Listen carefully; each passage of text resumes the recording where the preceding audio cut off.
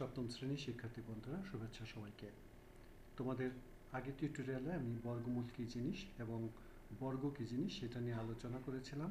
আজকে আমরা আলোচনা করব বর্গমূলের চিহ্ন এবং বর্গমূল কিভাবে বের করতে হয়। তার মধ্যে একটি পদ্ধতি হচ্ছে মৌলিক গুণনীয়কের সাহায্যে বর্গমূল নির্ণয়, আরেকটি পদ্ধতি হচ্ছে ভাগ পদ্ধতি। তো চলো আমরা এটা নিয়ে আজকে আলোচনা করি। বোর্ডে চলে যাই। তো আমাদের আজকের আলোচ্য বিষয় হলো বর্গ ও বর্গমূল। এখন আমরা এর আগেই আলোচনা করেছিলাম যে বর্গ কী জিনিস। তো সেখানে আমি একটু রিভিউ দেই। আমরা একটা 5কে আরেকটা 5 দিয়ে গুণ করে পেয়েছিলাম 25। এখানে যে কথাটা আমরা বলেছিলাম যে কোনো একটা সংখ্যাকে ঠিক সেই সংখ্যা দিয়ে গুণ করলে যে গুণফল হয় এই গুণফলটাকে বলা হয় এই সংখ্যা এর বর্গ। এই সংখ্যা এর বর্গ বলা হয় এই 25কে। ঠিক একইভাবে 6কে যদি আমি 6 দিয়ে গুণ করি তাহলে আমি যে 36 গুণফল পাবো, এই 36টা হচ্ছে এই 6 এর বর্গ। ঠিক উল্টাভাবে এই যে 25 আমি পেলাম, এই 25-এর বর্গ এর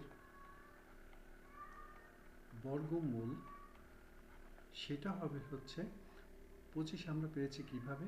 5কে 5 দিয়ে গুণ করে, অর্থাৎ এই যে সংখ্যাটা, এই সংখ্যাটাই হবে ওই 25-এর বর্গমূল। এখন এটাকে আমরা সাংকেতিক চিহ্নে অথবা গণিতে কিভাবে লিখব? আমরা এই কথাটাকে গণিতে লিখব, এইটাকে বলি আমরা বর্গমূল, 25-এর বর্গমূল। তো 25-এর বর্গমূল কত? 5। এই লাইনটা দিয়ে যা বোঝানো হয় এই লাইনটাও ঠিক একই অর্থ প্রকাশ করে।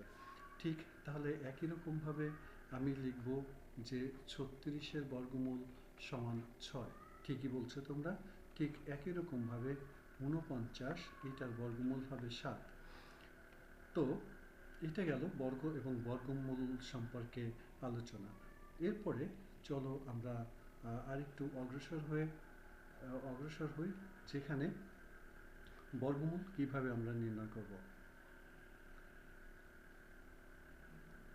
এটা হচ্ছে মৌলিক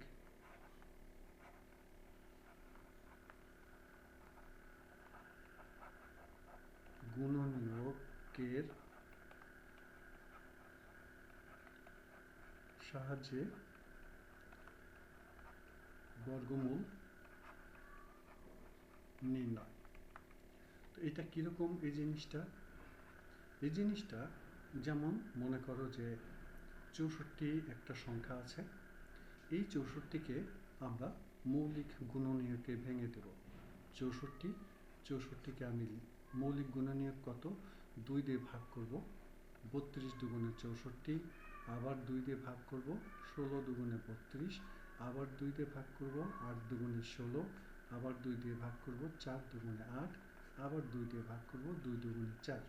এবার যেটা হলো সেটা দেখো, শেষ যে উৎপাদক বা গুণনীয়ক আসছে এটা একটা মৌলিক সংখ্যা।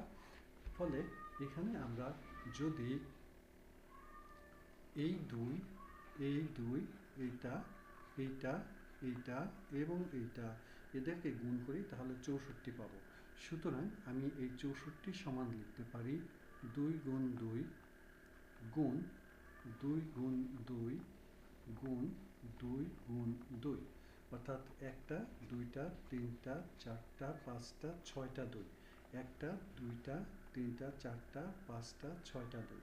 এবার আমরা যা করব সেটা হলো যে এই যে একটা করে জোড়া বানাবো,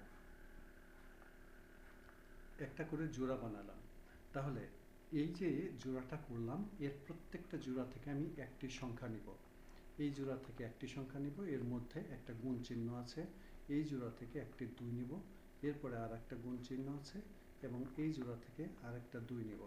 এবার এই কয়টা সংখ্যাকে আমি গুণ করলে পাবো হলো 2 দুগুণে 4, 4 দুগুণে 8।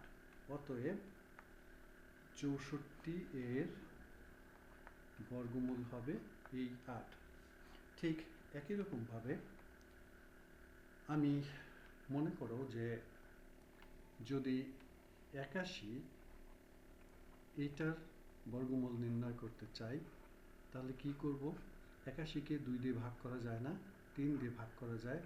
3 27-এ 81, 3 দিয়ে ভাগ করলে 3 9 87, 27, 3 দিয়ে ভাগ করলে 3 3 9। তো এই 81 সমান তাহলে কি হলো? 3 গুণ 3 গুণ 3 গুণ 3। এখানে এই দুইটা 3কে একটা জোড়া করব, এই দুইটা 3কে একটা জোড়া করব। এবার এই জোড়া থেকে একটা 3 নিব, তারপরে এই গুণ চিহ্নটা, এবং এই জোড়া থেকে একটা 3 নেব, সমান 3 3 9। তাহলে পরে 81 এর বর্গমূল হচ্ছে এই 9। আমি আশা করি বন্ধুরা তোমাদেরকে বোঝাতে পেরেছি। তো এরপরে আমরা আলোচনা করব ভাগ পদ্ধতিতে কিভাবে বর্গমূল নির্ণয় করে সেটা। তো ততক্ষণ পর্যন্ত আমাদের সাথে থাকবে। ধন্যবাদ সবাইকে।